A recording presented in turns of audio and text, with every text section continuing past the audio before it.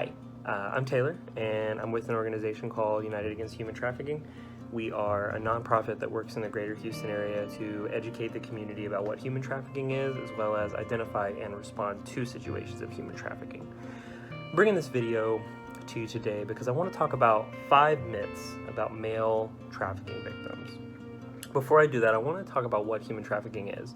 Human trafficking, for those of you who don't know, is when force, fraud, or coercion are used in order to get somebody to either do work or to participate in what's called commercial sex. Commercial sex is a sex act in exchange for something of value.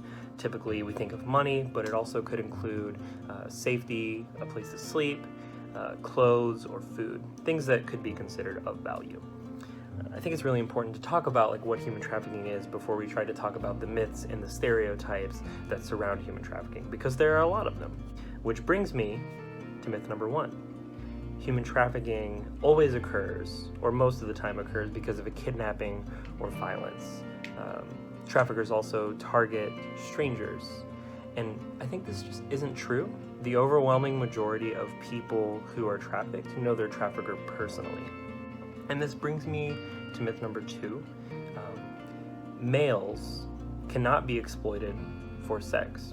Males are typically thought of as labor trafficking victims, and society doesn't see males as victims. And I want to come back to myth number 1 for a second. If it isn't a kidnapping and violence isn't used to get them to do those things, then how does it happen? And I think there are a lot of factors that could put someone at risk for being trafficked. So that could be problems with income, a dysfunctional family environment, childhood sexual abuse or domestic abuse. If someone's LGBTQ+, that puts them at higher risk, alcohol and drug abuse, the list goes on and on and on. And I think those are things that we have to think about as far as how does this happen to not only males, but human trafficking victims. The third myth is that you can use violence, or you can fight off your trafficker, or when they're sleeping, you can escape your situation.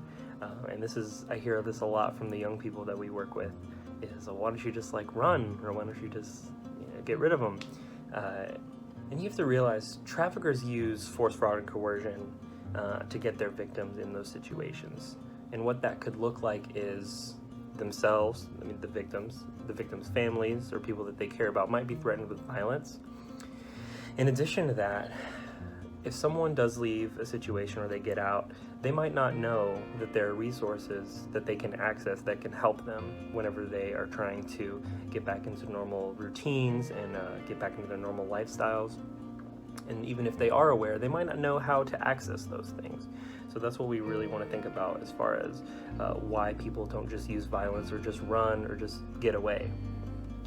Also, relationships with their support systems are severed by the trafficker, because the trafficker wants the victim to rely on just the trafficker for all of their needs. So if those support systems aren't there for them whenever they leave the situation, or if they're not as strong as they once were, that can be really difficult for them to navigate. Myth number 4. Male sexual exploitation victims just must be gay, or that they enjoyed what happened to them.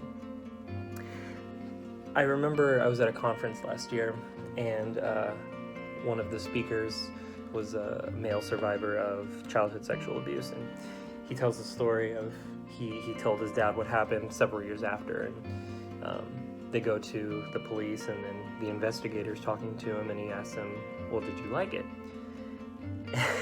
And he didn't know how to respond to that question. He was shocked and appalled that someone would even think to ask that question.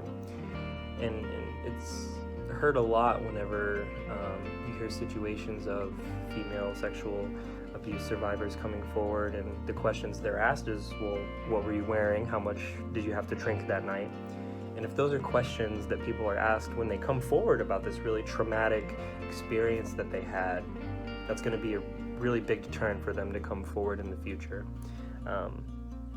It comes back to why it's so underreported, is because if someone's just going to question the sexuality of a male sexual exploitation victim instead of trying to get them help and figuring out what they need, then they're not going to want to get help. Finally, the last myth, number 5. All traffickers are males. When you mention males in human trafficking in the same sentence, it's assumed that the male plays the role of the trafficker. But this is kind of dangerous because it doesn't allow space for the fact that men and women can both be traffickers and can be trafficked. So those are my 5 myths. I really appreciate you stopping by today. And once again, I'm Taylor with United Against Human Trafficking. Bye.